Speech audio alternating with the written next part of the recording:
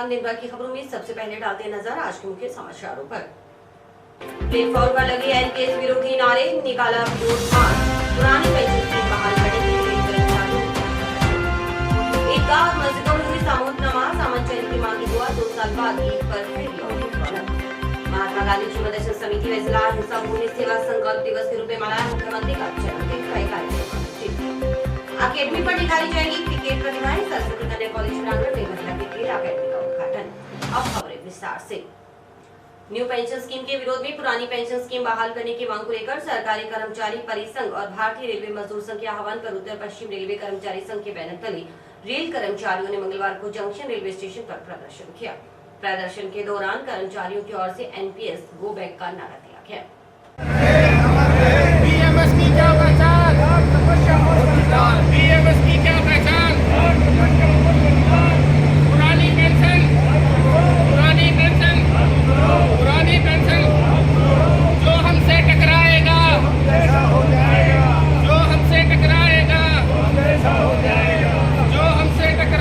इससे पहले सुबह 8 बजे से ही रेल कर्मचारी रेलवे स्टेशन पर जुटने लगे और एनपीएस विरोधी नारे लगाते हुए प्लेटफॉर्म पर विरोध मार्च किया। इस दौरान हुई सभा को संबोधित करते हुए हनुमान दास ने केंद्र सरकार पर कर्मचारी विरोधी नीतियों के लिए पुरजोर वार किया।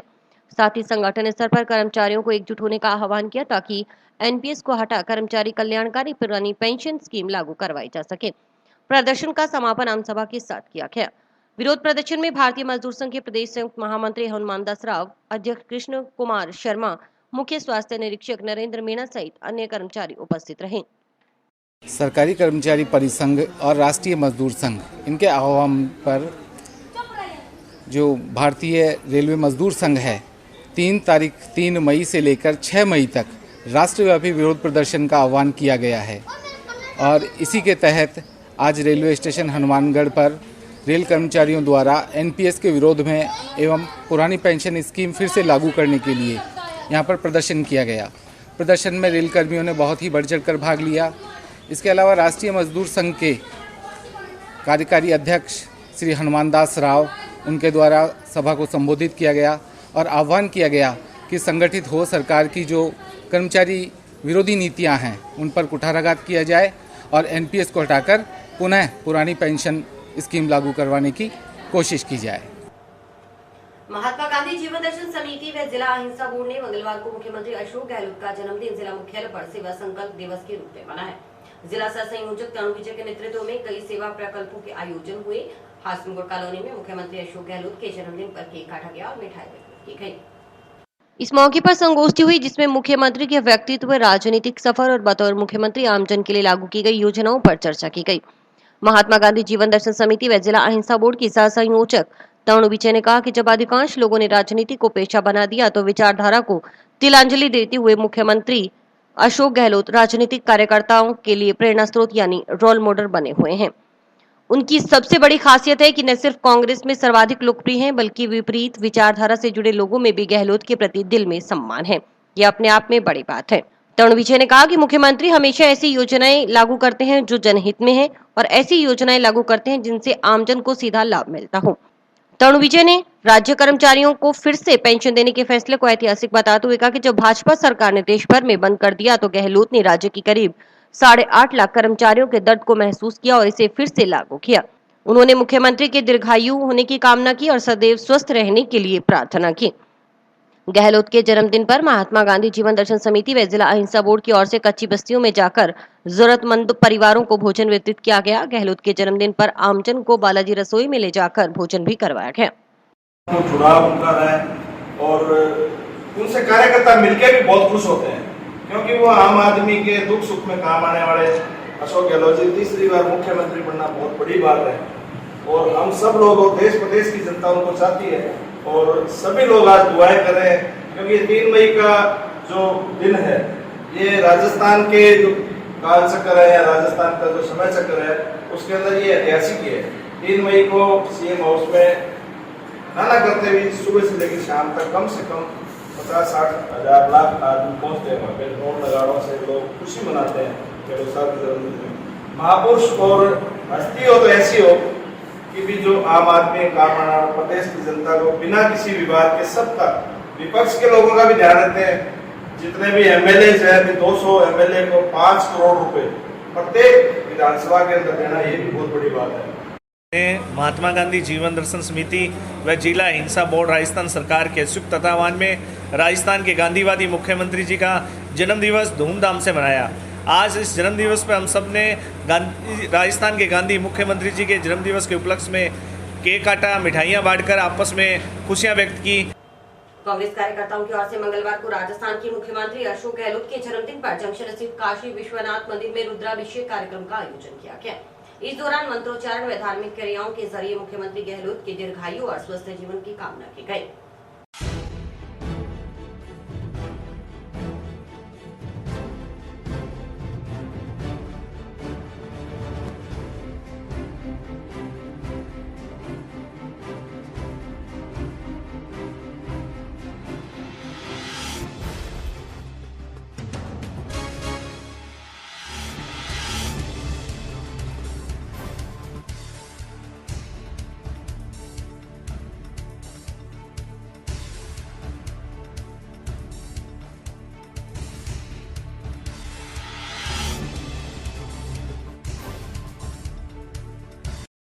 तीन मई को राजस्थान के लोकप्रिय मुख्यमंत्री आदरणीय अशोक गहलोत जी का जन्मदिवस है। इस अवसर पर हनुमानगढ़ के कांग्रेसी कार्यकर्ताओं ने यहाँ पर मुख्यमंत्री जी का जन्मदिवस अलग तरीके से बनाया। उन्होंने यहाँ के प्रसिद्ध काशी विश्वनाथ मंदिर में रुद्राभिषेक कार्यक्रम किया। रुद्राभिषेक कार्यक्रम में विभिन्न मंत्राचारों के साथ, विभिन्न धार्मिक क्रियाओं के साथ आदरणीय मुख्यमंत्री अशोक गहलोत जी की दीर्घायु के लिए, उनके लंबे स्वस्थ जीवन के लिए प्रार्थना की गई। जैसा कि विदित है आप सबको कि गहलोत साहब के नेतृत्व में राजस्थान विकासशील स्टेट बनता जा रहा है, प्रगति के पथ पर है। एक ऐतिहासिक बजट राजस्थान के मुख्यमंत्री जी ने राजस्थान के लोगों को दिया है। तो राजस्थान के लोग अशोक गहलोत जी को चाहते हैं और वो चाहते हैं कि वो उनकी आयु लंबी हो, दीर्घायु हो और उनका स्वस्थ जीवन हो, ताकि वे और ज़्यादा राजस्थान की सेवा कर सके और ज़्यादा ऊर्जा और संकल्प के साथ राजस्थान के 8 करोड़ 30 लोगों की सेवा करें। इसी कामना के साथ आज रुद्राभिषेक कार्यक्रम आयोजित किया।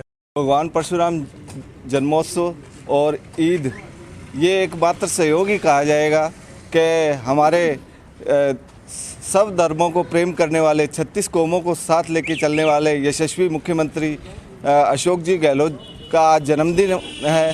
और ऐसे शुभ पावन अवसर पे हम ईश्वर से मंगल कामना करते हैं। हमने भगवान शिव के चरणों में रुद्राभिषेक से उनकी स्वस्थ मंगल जीवन की कामना की है। वो आगे ऐसे ही राजस्थान की और पूरे देश की सेवा करते रहें, यही हमारी सभी की मनोकामना है।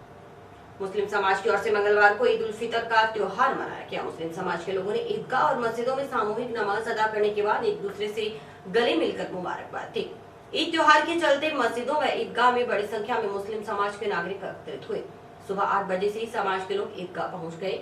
मुस्लिम समाज के लोग नए नए परिधानों और सज कर ईदगाह और मस्जिद में नमाज अदा करने पहुंचे। अस्सलाम वालेकुम, अस्सलाम। ईद का है यारो ये प्याम, ये ईद का त्योहार है, खुशियों का है त्योहार। ये ईद का त्योहार है, खुशियों का है त्योहार। ना तेरा है ना मेरा है, ये सबका है त्योहार। ये प्यार का पैगाम है, ये प्यार का पैगाम। मुबारक ईद मुबारक,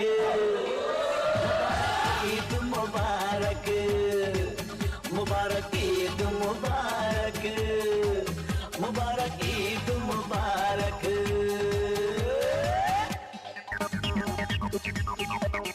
चाहे वो रहमान हो या भाई अपना नाम, हिंदू मुस्लिम सिख ईसाई सबको है सलाम। प्यार ही आगाज़ हो और प्यार ही अंजाम, खुशियों के इस मौसम की कभी ना आए शाम। ये ईद का त्योहार है, खुशियों का है त्योहार।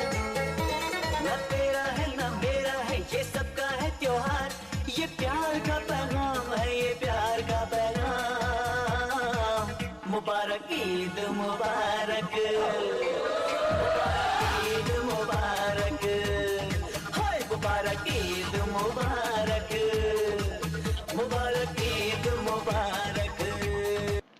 कोरोना काल के बाद आज ईदगाहों पर रौनक लौट आई। ईदगाह और मस्जिदों के बाहर मेले का सा माहौल नजर आया।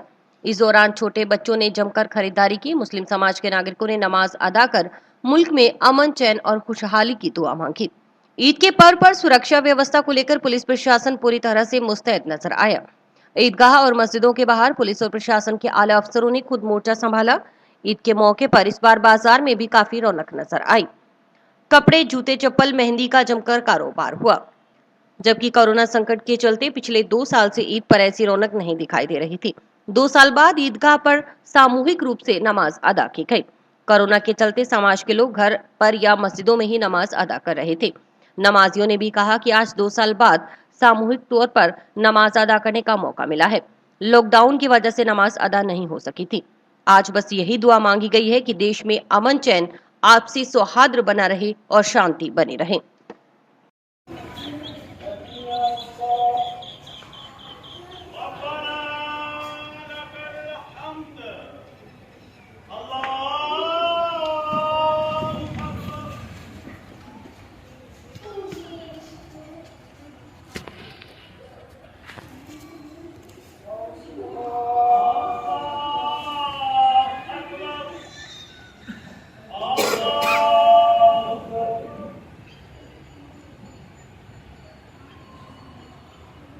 बिस्मिल्लाहिर्रहमानिर्रहीम अल्हम्दुलिल्लाहि रब्बिल आलमीन। आज ईद का दिन है। ईद का दिन है, खुशी का दिन है।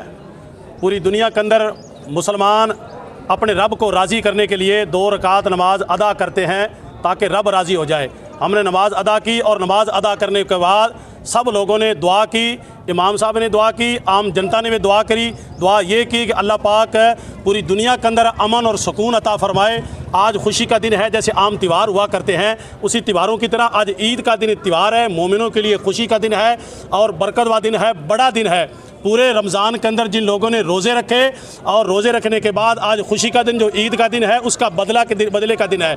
अल्लाह पाक आज के दिन मोमिनों को बदला अता फरमाता है, इनाम अता फरमाता है और गुनाह को माफ़ फरमा देता है। तो हम एक दूसरे के साथ मोहब्बत और प्यार, अमन की दुआ मांगी है और ईद की नमाज अदा की है ईद की मस्जिद के अंदर। और उसके बाद पूरे भारत के लिए, खासकर पूरी दुनिया के अंदर हमने दुआ की है कि अल्लाह पाक सभी के अंदर आपस में भाईचारा, आपस में मेल जोल, आपस में मोहब्बत और क़याम और दायम रखे। अस्सलामु अलैकुम वरहमतुल्लाहि ताला व बरकातुहू।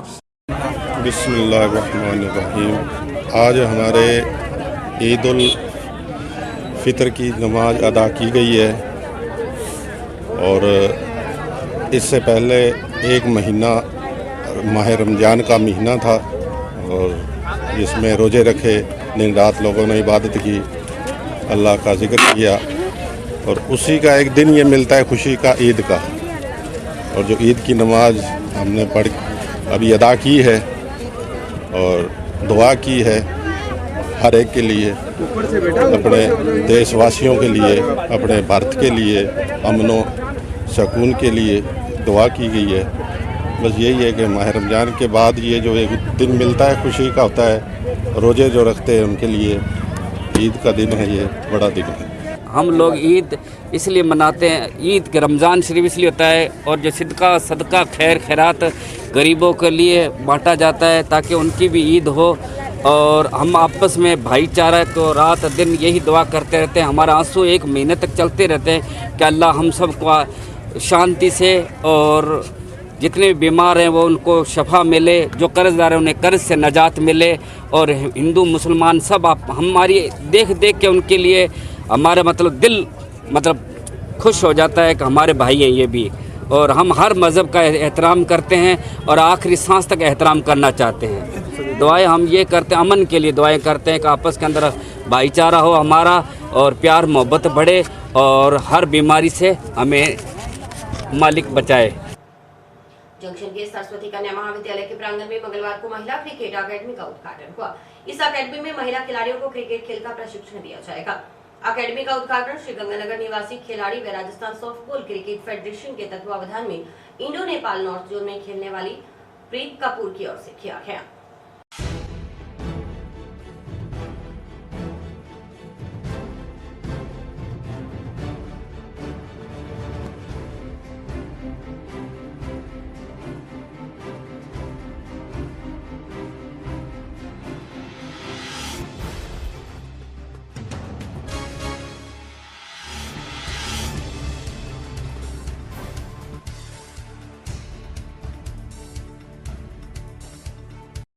मैं हमारे कोच साहब हंसराज जी को बहुत बहुत शुभकामनाएं देता हूं और पधारे हुए ये बच्चियां और गणमान्य हमारे अतिथि, इन सब का मैं इस प्रांगण में स्वागत करता हूं और यहाँ उपस्थित सभी को शुभकामनाएं मेरी तरफ से। इसके पीछे जो सोच हंसराज जी ने बताई दी थी और मेरा भी मोटो यही है कि इस खेल प्रांगण का सदुपयोग हो और इन बच्चों की एक्टिविटियां हो और यहाँ से कुछ हासिल करके ये बच्चे आगे पहुँचे और एकेडमी का तो नाम रोशन होगा ही होगा, हमारे इस कॉलेज का भी नाम रोशन होगा। तो मैं एक बार सभी को एक बार फिर शुभकामनाएं, इन बच्चों को शुभकामनाएं और इन बच्चों को ये कहूँगा कि पूरी मेहनत और लगन से यहाँ अपना परिश्रम करें और अच्छा परिणाम। 15 साल पहले, 20 साल पहले, अब ये हम ऑफिस में चर्चा कर रहे हैं कि आज से 20 साल पहले नारी शक्ति किस विचारधारा में रहती थी और आज उसकी विचारधारा क्या है।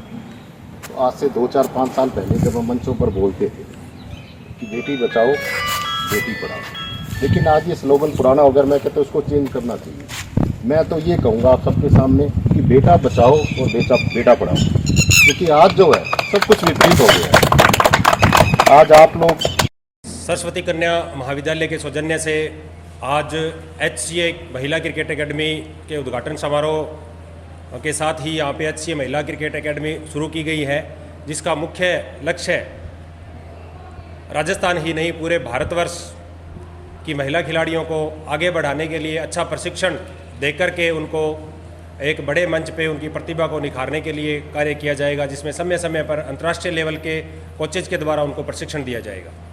आज का शुभारंभ गंगानगर की महिला खिलाड़ी प्रीत कपूर, जो राजस्थान सॉफ्टबॉल क्रिकेट फेडरेशन के तत्वाधान में इंडो नेपाल नॉर्थ जोन से खेल के आई हैं, उनके द्वारा इस एकेडमी की ओपनिंग की गई है।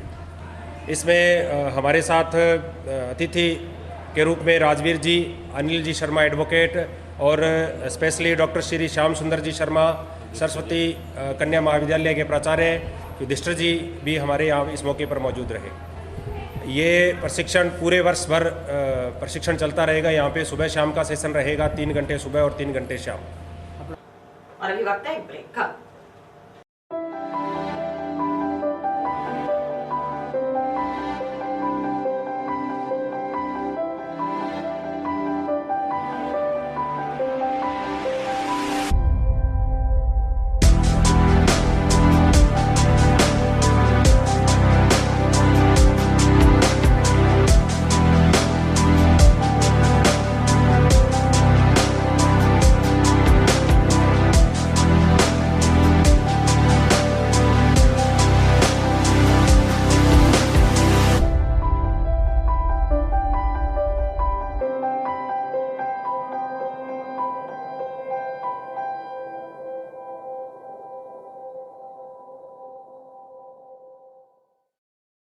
भगवान विष्णु के छठे अवतार परशुराम के जन्मोत्सव पर ब्राह्मण समाज के अग्रणी संगठन विप्र सेना की ओर से मंगलवार को भगवान परशुराम चौक पर दीप प्रज्वलन कर महाआरती की गई।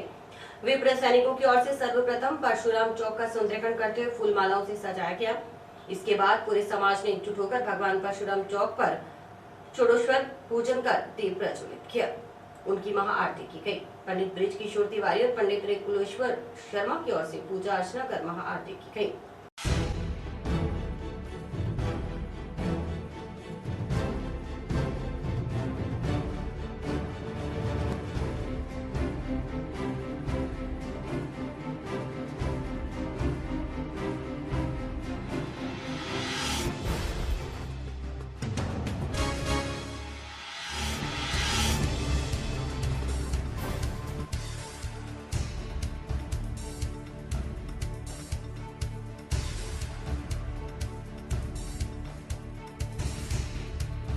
परशुराम भगवान की जय। जय श्री परशुराम, जय श्री परशुराम, जय श्री परशुराम, जय श्री परशुराम, जय श्री परशुराम, जय श्री परशुराम, परशुराम भगवान की जय। आज हम सभी ब्राह्मण परशुराम जयंती के जन्मोत्सव के उपलक्ष्य में हम सब एकत्रित हुए हैं। जो हमारा ये परशुराम चौक के नाम से स्थान है, यहाँ हमने भगवान परशुराम की पूजा अर्चना की है। जो हमारे ब्राह्मण धर्म प्रवर्तक भगवान परशुराम जी जो चिरंजीव इस धरती पर हैं और हम सब ब्राह्मणों को प्रेरित करते हैं कि ब्राह्मण का धर्म कर्म क्या है, उसके अनुसार हम चलने की कोशिश करते हैं। सभी ब्राह्मण एकत्र होकर के भगवान परशुराम की पूजा की है। सारे ब्राह्मण गायत्री जप अपनी शक्ति के द्वारा देश की रक्षा, समाज की रक्षा, देश के कल्याण के लिए हम सारे ब्राह्मण मिलकर के अपना कर्म जो है हम देश के लिए समर्पित करते हैं। यही हमारा आज कहना है। भगवान परशुराम का जन्मोत्सव है, हम सभी ने मिलकर के जन्मोत्सव मनाया, बड़े धूमधाम के साथ पूजा अर्चना की और यहीं पर हम वाणी को विराम देंगे। भगवान परशुराम के जन्मोत्सव के ऊपर मैं देश के समस्त युवाओं को ये प्रेरणा देना चाहता हूँ कि जिस तरीके से भगवान परशुराम जी ने अपनी ऊर्जा को, अपने संगठन को बना के रखा और इन्होंने बिल्कुल समर्पित भाव से, सेवा भाव से जो देश के लिए सेवा अपने समर्पण भाव से की थी, उस तरीके से हमारे जो देश के युवा हैं वो भी भगवान परशुराम की चरणों के अंदर उनके प्रेरणा स्रोत बनकर काम करें। और मैं ये युवाओं से कहना चाहता हूँ कि नशे से दूर रहें और अपने माता पिता की, गुरुओं की और देश के भविष्य के लिए कामना करें और सेवा करें देश के लिए, ताकि राष्ट्र हमारा मजबूत बन सके। भगवान परशुराम जी की भी यही इच्छा थी, भी राष्ट्र के प्रति समर्पित रहें और देश के लिए बिल्कुल युवाओं को समर्पित करना चाहते हैं। भगवान परशुराम जी का जीवन बड़ा सादगी के पूर्ण था। वैसे तो स्वभाव से वो क्रोधी थे, परंतु उन्होंने हमें एक ही संदेश दिया है कि त्याग, तपस्या और सद्भाव सभी में बनाए रखना चाहिए। इसी तीनों संदेशों की हम अनुपालना कर रहे हैं। हमारा समाज, हमारा देश भगवान के रूप में उनको मान रहा है। भगवान विष्णु के छठे अवतार थे और उनकी जो त्याग, तपस्या और सद्भाव का जो संदेश था उसका हम पालना कर रहे हैं, पूरे देश में फैला रहे हैं। हम सब इकट्ठे हैं और विप्रजन आज भी उनको मतलब धूमधाम से उनका जन्मोत्सव मनाते हैं। पूरे देश में कार्यक्रम हो रहा है, काफ़ी लोग मतलब इससे इकट्ठे हैं और ये देश को मतलब बहुत ही मतलब सुदृढ़, हमारे सुदृढ़ता की तरफ हम बढ़ रहे हैं। जयंती पर सारा देश और विदेशों में भी भगवान परशुराम जी का जन्मदिन मनाया जा रहा है। भगवान परशुराम ने हमें सब देशवासियों को इस अवसर पर मैं कहना चाहूँगा कि सब देशवासी एकत्र हों और अपने स्वार्थ को त्याग कर देश हित में कार्य करें, अपने स्वार्थ को त्याग कर समाज की सेवा करें, अपने स्वार्थ को त्याग कर दूसरों की भलाई के लिए कार्य करते रहें। तभी हमारा जीवन सफल है, तभी हमारा भारतवर्ष एक होगा, जभी हमारा भारतवर्ष उन्नति और तरक्की करेगा। जय भारत, जय भगवान परशुराम। और इसी के साथ समाचार समाप्त हुए। रोजाना देखते रहिए समाचार। नमस्कार।